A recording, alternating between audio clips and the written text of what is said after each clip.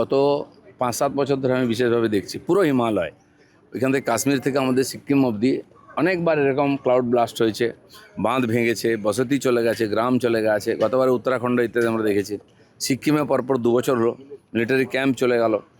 তো যত যাতায়াত বাড়ছে, ওজন বাড়ছে, চাপ বাড়ছে পাহাড়ের উপরে, আর এই বড় বড় রাস্তা হয়ে যাচ্ছে, 4 লেন কাটাকাটি হয়েছে, সুড়ঙ্গ হয়ে গেছে।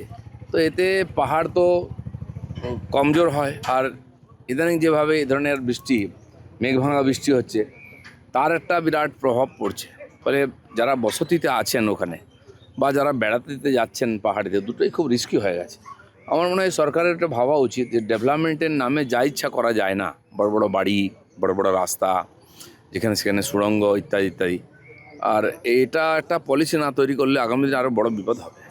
ফের ভয়াবহ বিপর্যয়ের কবলে পড়ল নেপাল। হরপা বানে ক্ষতিগ্রস্ত 6টি জেলা, ভেসে গিয়েছে একাধিক সেতু ও বাড়ি। এখনো পর্যন্ত 157 জনের দেহ উদ্ধার হয়েছে, নিখোঁজ অন্তত 750-এরও বেশি। খোঁজ নেই শতাধিক ভারতীয়র।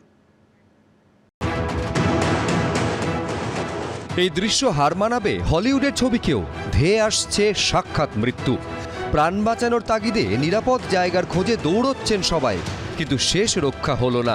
মুহূর্তের মধ্যে সবকিছু চলে গেল প্রকৃতির গ্রাসে, যেন পাহাড়ের কোলে হঠাৎ বিস্ফোরণ। কিছু বুঝে ওঠার আগেই মৃত্যুদূতের মতো ধেয়ে এলো বিপর্যয়।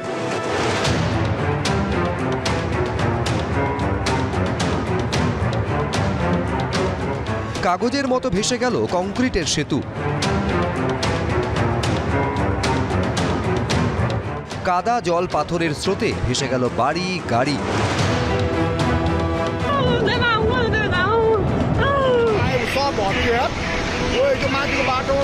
নেপালে জল প্রলয় ফেরালো 2015-র ভয়াবহ বিপর্যয়ের স্মৃতি। হরপা বানে বিধ্বস্ত হলো নেপালের রাসুয়া সহ 6টি জেলা, বহু মানুষের মৃত্যুর আশঙ্কা। অথচ বুধবার সকালে নেপালের কোথাও বৃষ্টির চিহ্ন মাত্র ছিল না। ঝলমলে রোদের সঙ্গে ছিল ঝকঝকে নীল আকাশ। তখন সকাল 9টা। স্থানীয় বাসিন্দারা জানিয়েছেন, হঠাৎ তীব্র গুড়গুড় শব্দ শুনতে পান তারা। বাইরে বেরিয়ে দেখেন বিস্ফোরণের ধোঁয়ার মতো কুণ্ডলি পাকিয়ে নেমে আসছে জলের স্রোত। প্রশাসন সূত্রে খবর, এদিন সকালে তিব্বত থেকে নেমে আসা ভোতেকোশি নদীর জলস্তর আচমকা বৃদ্ধি পায়। হুড়মুড়িয়ে নেমে আসে হরপা বান। হরপা বানে ভয়ানক ক্ষতিগ্রস্ত হয়েছে রাসুয়া, নুয়াকোট, ধাদিং, চিতওয়ান সহ নেপালের 6টি জেলা। ক্ষয়ক্ষতির পরিমাণ জানা না গেলেও ব্যাপক হতাহত হয়েছে বলে রাসুয়া জেলা প্রশাসন সূত্রে খবর। এবিপি আনন্দ, এগিয়ে থাকে, এগিয়ে রাখে।